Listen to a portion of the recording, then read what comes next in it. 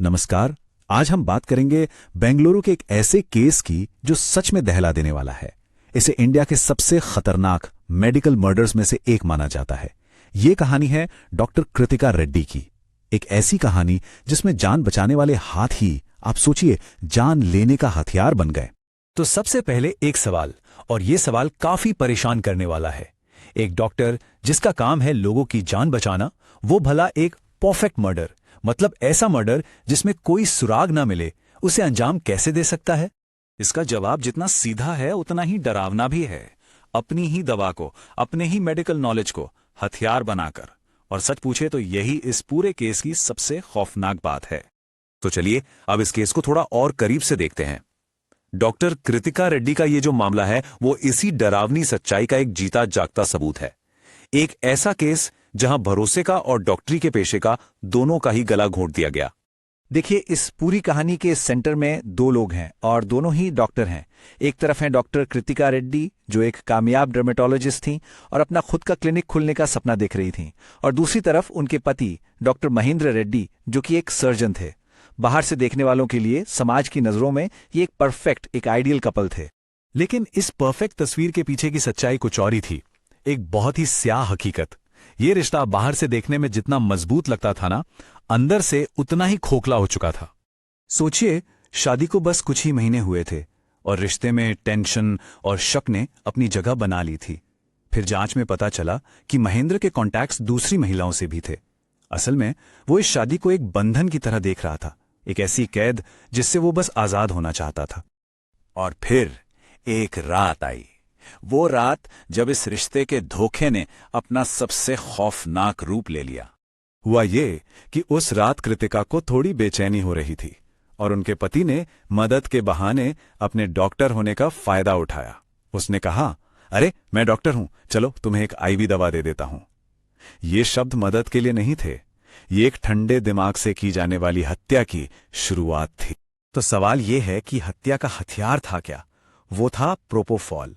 अब ये कोई मामूली दवा नहीं है, ये एक बहुत ही पावरफुल एनेस्थेटिक ड्रग है। मतलब वो दवा जो मरीजों को सर्जरी से पहले बेहोश करने के लिए दी जाती है, और इसे सिर्फ और सिर्फ ऑपरेशन थिएटर या आईसीयू में ही इस्तेमाल किया जा सकता है, वो भी एक्सपर्ट्स की बहुत कड़ी निगरानी में। और इसी दवा का इस्तेमाल इस क्राइम को इतना संगीन बना देता है। आप फर्क देखिए, एक तरफ हॉस्पिटल में इसका इस्तेमाल जान बचाने के लिए होता है, और दूसरी तरफ इस केस में इसे घर पर चोरी छुपे एक जहर की तरह इस्तेमाल किया गया। तो इस जानलेवा डोज का नतीजा क्या हुआ? धीरे धीरे कृतिका की सांसें रुक गईं और नींद में ही उनकी मौत हो गई। कोई चीख नहीं, कोई हाथापाई का निशान नहीं, बिल्कुल एक खामोश और सोची समझी हत्या। अब मर्डर के बाद आरोपी ने पूरी कोशिश की कि ये सब एक नॉर्मल डेथ लगे, लेकिन कहते हैं ना, झूठ के पांव नहीं होते। ज्यादा देर तक उसका ये झूठ टिक नहीं पाया और उसकी कहानी बिखरने लगी। महेंद्र ने सबके सामने एक ही कहानी रखी, चाहे वो परिवार हो या पुलिस। कहानी ये थी कि अचानक उसकी तबीयत खराब हो गई, मुझे तो कुछ समझ ही नहीं आया। मतलब उसने एक अनजान बीमारी का ड्रामा करके सबको गुमराह करने की पूरी कोशिश की।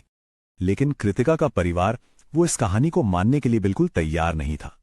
उन्हें कहीं ना कहीं शक था कि ये कोई नॉर्मल डेथ नहीं है, और उनके अगले कदम ने ही इस सो कॉल्ड परफेक्ट मर्डर की सारी पोल खोल कर रख दी। परिवार ने बिल्कुल हार नहीं मानी, वो अड़ गए। उन्होंने पोस्टमार्टम करवाने पर जोर दिया और साथ ही फॉरेंसिक जांच की भी मांग की, और उनका यही फैसला इस केस का सबसे बड़ा टर्निंग पॉइंट बना। परिवार की इसी जिद का नतीजा ये हुआ कि सबूतों की जैसे झड़ी लग गई।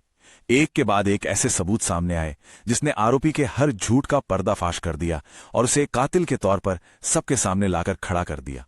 और फिर आई फॉरेंसिक रिपोर्ट। ये वो एक साइंटिफिक सबूत था जिसने इस केस का रुख ही पूरी तरह से मोड़ दिया। तो इस रिपोर्ट से क्या पता चला? सुनिए। सबसे पहली बात, कृतिका के शरीर में प्रोपोफॉल की जानलेवा डोज मिली।